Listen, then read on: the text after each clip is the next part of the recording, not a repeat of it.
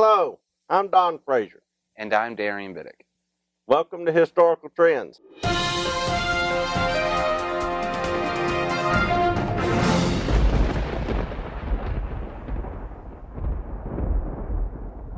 Today, we're going to be talking about the Democratic People's Republic of Korea and what all's going on with that country and the entire rest of the planet. In many media outlets and social media scrolls, North Korea appears as nothing more than a joke. The never-ending memes and jokes do nothing but help us ignore the real problems. There are certainly real problems with North Korea. There are several really big ones that nobody's really doing anything about because they are scared of nuclear warfare. Well, the fact that they have nukes is, I suppose, problem number one. Absolutely. Kim Jong-un is using his nukes as a big stick to assert North Korean political goals. We and the world respond by putting sanctions on North Korean trade and communication. While this, in theory, works well, it has the unintended effect of forcing North Korea to find other sources of revenue, like cyber warfare. Their cyber warfare, albeit not as good as ours or our allies, is still pulling in nearly $1 billion in revenue every year. Billion with a B. That's right, by hacking financial accounts worldwide. So they're picking our pocket electronically. Pretty much. Okay. Now, people at first did not take this that seriously. Now we have them hacking huge movie companies like Sony to stop a release of a movie simply because it slanders their great leader, Kim Jong-un. That was that goofy movie, The Interview. A comedy, but not a serious movie.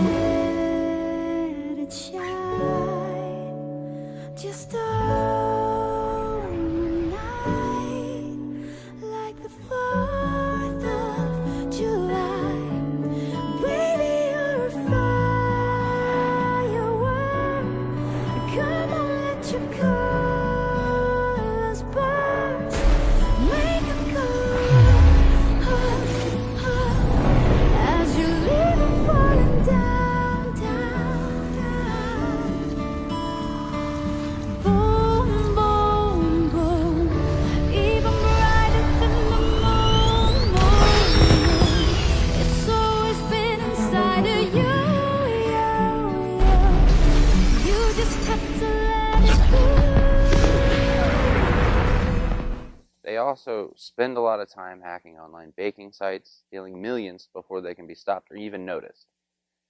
They also resorted to selling weapons to other countries to raise cash. Just last August, they were found trying to sell over 30,000 rocket-propelled grenade launchers to Egypt. Where did they get 30,000 RPGs, and why are they selling them to the Egyptians? Well, in the 60s and the 70s, the Soviets were giving away conventional weapons and, in some cases, factories to produce them to developing countries as a way to make friends and to make a market for standard Soviet technology.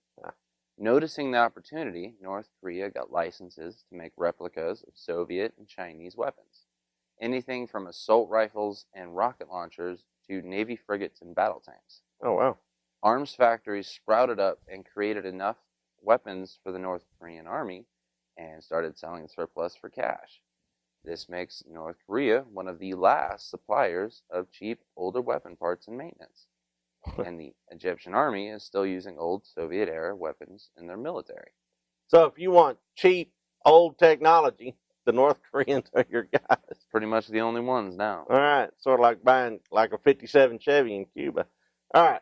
What about sanctions and other efforts to isolate North Korea? Even with all of the sanctions, the U.S. and the UN keep piling onto North Korea. They keep finding ways to sell cheap weapons to other countries such as Iran, Burma, Cuba, Syria, Eritrea, and at least 2 terrorist groups, as well as key U.S. allies such as Egypt. Wow, North Korea has its own allies as well. Yes, China and Russia. Okay. Both provide some cover for the North Koreans to slip around sanctions. So, what does Kim Jong-un want? We don't have any idea what it is he wants. The original assumption is that he wanted a nuclear arsenal big enough to force a peace treaty between the Democratic People's Republic of Korea, the DPRK, and the U.S. However, many experts think it is now about a nuclear blackmail for the U.S., a way to get us to pull our troops of South Korea, then they can finally finish their goal of reuniting it under the North regime. Okay, so they'll threaten to nuke us unless we pull our troops out. We pull our troops out, they overrun South Korea. Exactly. Okay, because South Korea is rich and they can loot it and all that other stuff. All right, this is awesome. Okay, there is plenty to talk about, to be sure. Let's dig a little deeper right after this break. McMurry University, founded in 1923 as a United Methodist institution, is a student-centered community that empowers its graduates to lead lives of meaning through scholarship, leadership, and service. McMurry University is located in Abilene, Texas, about 150 miles west of Dallas-Fort Worth.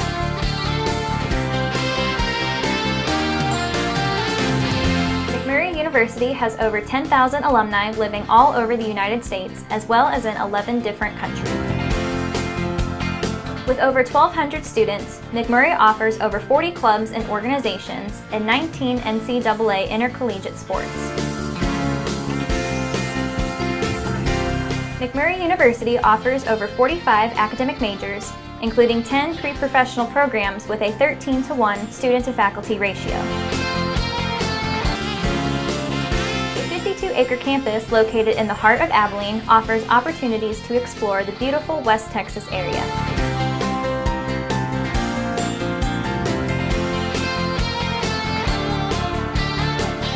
% of McMurry students receive financial aid. McMurry University was listed as number 18 on the list of best regional colleges west by the U.S. News and World Report in 2015.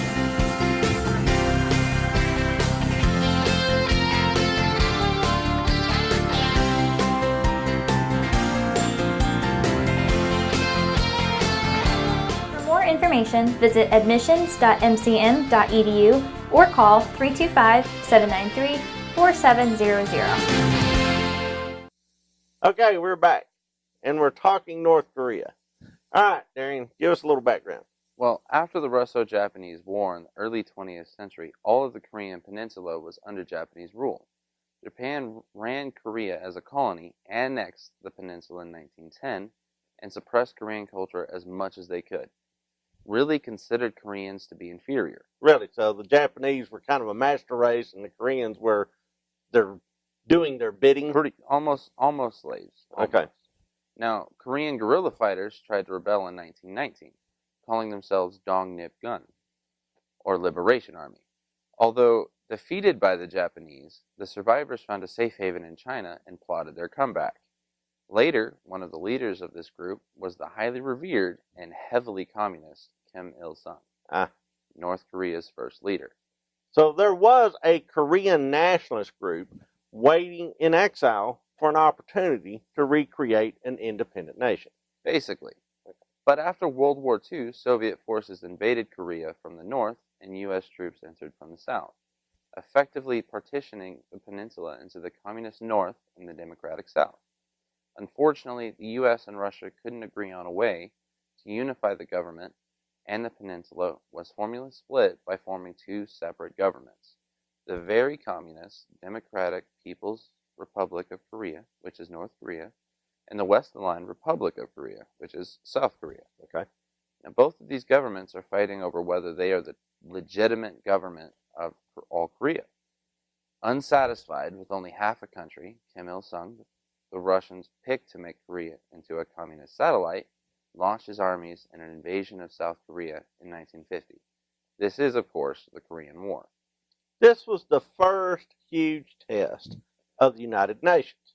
And, of course, the United Nations was a product of World War II. So this is the first time of international crisis really rose up to test whether or not the UN as a concept would work. Pretty much.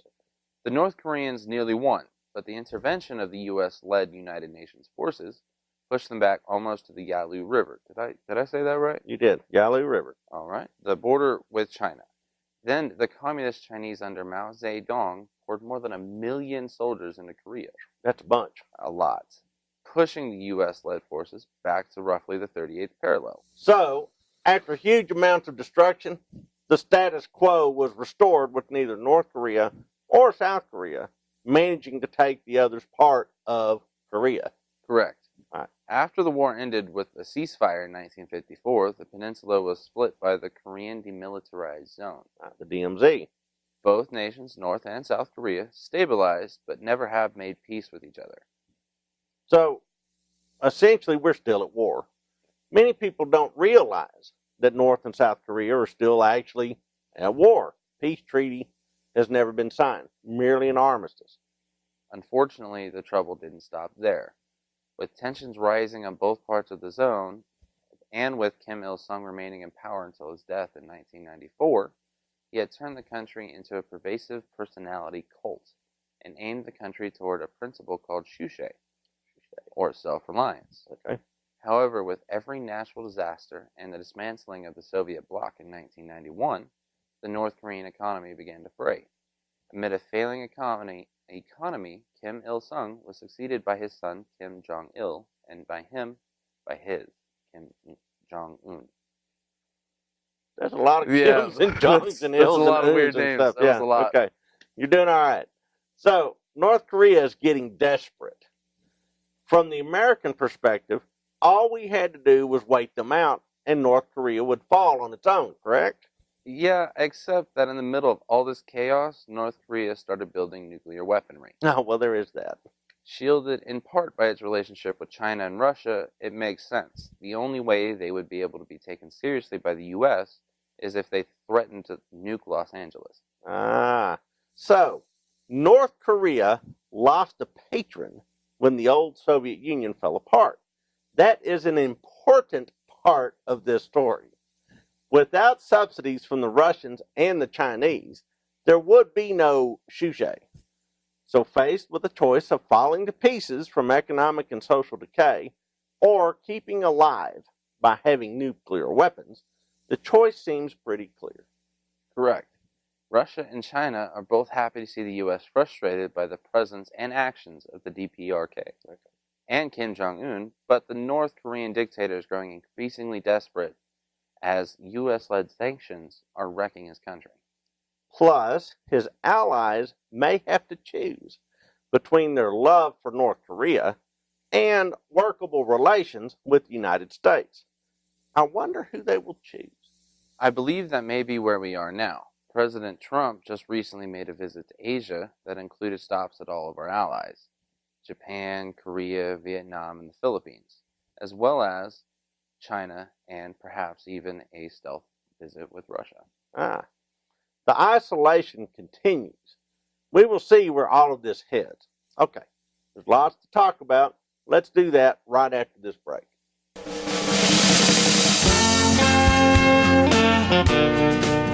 Welcome to the Texas frontier. Cowboys, Indians, pioneer families, and hopeful and hardy people of all stripes once sought new beginnings as they travel the route you are now driving.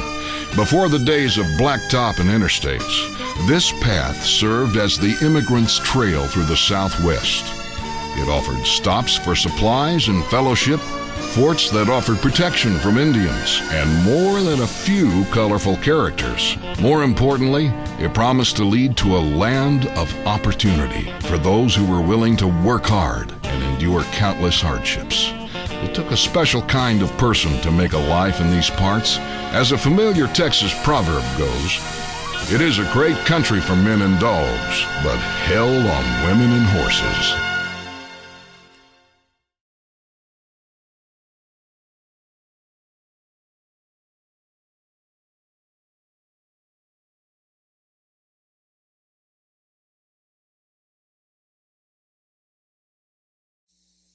Welcome back to Historical Trends.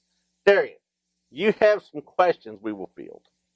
North Korea, where is it? We know it is a country in East Asia constituting the northern part of the Korean Peninsula. Yeah. But where is it in relation to other parts of the world? Yeah, I mean, can you drive there? Can you fly there? Can you take a train? Well, it shares a border with China and Russia. Its capital is Pyongyang, and is 500 miles due east from China's capital, Beijing. Okay. That's like New York City to Columbus, Ohio. Okay. Pyongyang to Seoul, South Korea, is only about 120 miles, or about Abilene to Fort Worth. Oh, that's not very far. No, it's not. It's a lot of heat pent up in a small space. Wow. So what does the United States have to do with North Korea? Well, North Korea is heavily communist and still wants to run the whole peninsula. The United States is determined to not let this happen. Well, so what if it does happen? Well, North Korea is a small little pest hole of a economy, while South Korea is booming. And if we just let them have it, it would be just like letting the Hondurans have whatever they wanted. Just come in and loot stuff. So Exactly. let's let the vandals come in and sack everything. Yeah, South Korea is a booming economy. One way you can tell that is there's a impressive photo taking of light pollution at night on planet Earth. And so what it is a satellite image of all the places where there's just a lot of lighting, street lights, that sort of thing. So you look over at China, boy, there's a lot of lights on the coast. You look at South Korea, it is just lit up. And then North Korea, it's just inky blackness because there's nothing going on. Not even electricity at night. So, yeah, it is a backwards place. Does it matter that Kim Jong-un's half-brother was recently assassinated? Now, tell me the story on this. This happened, what, in Australia or in Bali or some? I believe it was in Australia. Okay. Now, Kim Jong-un's brother defected and was like an intelligence officer, or was an intelligence agent? Yes, that's the word I was looking for. Okay. And he would help give us insight on the inner workings of North Korea, and Okay. he was recently poisoned. Now, there was a couple of girls that came up and gave him a hug, and one of them bit his ear or something like that and actually poisoned him or something like that. It's something really bizarre right out of some sort of movie. Exactly. It was like some James Bond stuff. All right, so if he gets smoked, then what happens? Well, now North Korea has no competition for the dictatorship. Okay, so he might have been a rival to... Exactly. Okay. And we no longer have that insight into how North Korea works on the... All right, so that kind of was one of those sort of hiccups that nobody paid much attention to, other than it was bizarre and salacious. But it actually was kind of a big deal. A little bit. All right. A little bit. Why does it matter if North Korea successfully tests a hydrogen bomb? It shows capabilities that, coupled with improvements in ballistic missile technology, makes this small and belligerent country potentially able to bring terrible damage to American shores. Wow, so this is a backwards country that's dealing in 1950s era arms to make bank, now may have a hydrogen bomb that it can successfully deliver over distance. Unfortunately, yeah. That's a nightmare scenario. Okay. Does the future of North Korea and the U.S., their relations, rely on any other country? Yeah, it depends on relations with China and Russia. Okay, we got to get them on board somehow. Exactly. If we give China something they want, like territory in South China Sea, they may give up on Kim Jong-un. Or we let the Russians have a little more room in the Ukraine, they might turn a blind eye to Kim Jong-un. Then perhaps he falls from an internal coup d'etat instead of a blaze of glory. The white flash of freedom. Exactly. So that may not need to happen, which would be great, because I think nuclear weapons would be bad. All right, so in essence, China and Russia may be playing us, using North Korea as leverage in order to get things they want internationally. Meanwhile, we're trying to avoid all world ending. Yeah, world ending sort of stuff. Pretty much. Interesting. Is there any way we can just kind of talk our way out of this? Is there a diplomatic solution? I wish, but personally I don't think so. Really? I mean, we've been cooking this thing for 25 years. And I think if there was a diplomatic solution to this, we would have found it in these 25 years. Interesting. All right. We're going to take some questions from viewers right after this break.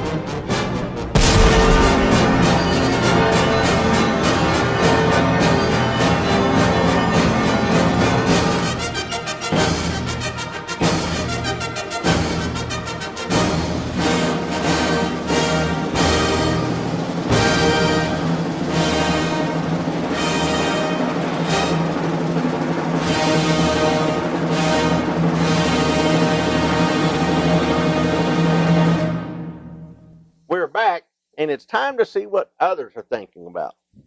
This question is from Bill Fold. He asked, does U.S. involvement predate the Korean War, 1950 to 1953? Yes. I mean, Korea has always been referred to as the hermit kingdom, and hermits are not exactly what I would call gregarious. They're not the guys that go around, go to parties, things like that. They're kind of staying to themselves. And so historically, this part of planet Earth has always been rather isolated. And so you take that sort of ancient history and you overlay this modern circumstance, you get for a very interesting international psychosis in the Northeast Asian sphere of influence. Yeah, it's nuts. Viewer Phil E. Buster asked, what countries, if attacked by North Korea, would the United States directly intervene in the conflict? Probably all of them. I mean, by that specifically, though, Japan, South Korea, these are both treaty allies. So an attack on Japan means that we have to respond. Attack on South Korea means we have to respond. But my gosh, North Korea has threatened to nuke everybody within nuking distance. I don't think even, American Samoa has been immune from this. He's going to drop it on Guam. He's going to drop it on Australia. He's going to drop it on all these guys. So, this is an issue. It's almost like he's got the hydrophobia and old Yeller. You got to put him down. I don't know. This guy's crazy. See that? Now, our next question is from Dewey Cheatham. What does the Korean War have to do with today's conflict? Well, it kind of lit the fuse. It lit the fuse, and it's been smoldering ever since. I mean, we kind of covered that in the body of the show, but yeah, there's just a lot of unfinished business as a result of the Korean War. Okay. Now, Pete Moss wants to know, what does South Korea make of this situation? Well, there's two parts to that question. A lot of South Koreans are whistling past the graveyard. You know what that means? I have absolutely no idea. In the old days when you go by a graveyard, you just kind of not look at what's over in the graveyard. So that's an old phrase. And by that I mean they're choosing to ignore the problem, hoping the problem will go away. Now, remember, the Korean War separated Korean families. So there's South Koreans that have relatives in North Korea, and vice versa, clearly. And so there's an element in South Korea that says, look, let's just let this thing kind of keep on a low boil forever and not agitate about it. Now, there's another group that's going, there will never be peace with these wackadoodles north of the DMZ. And so we got to take them out. And both those factions are vying for the soul of South Korea at the same time. Here is our last one from Twitter handle @LeaveTrumpAlone45. Could diplomacy still work?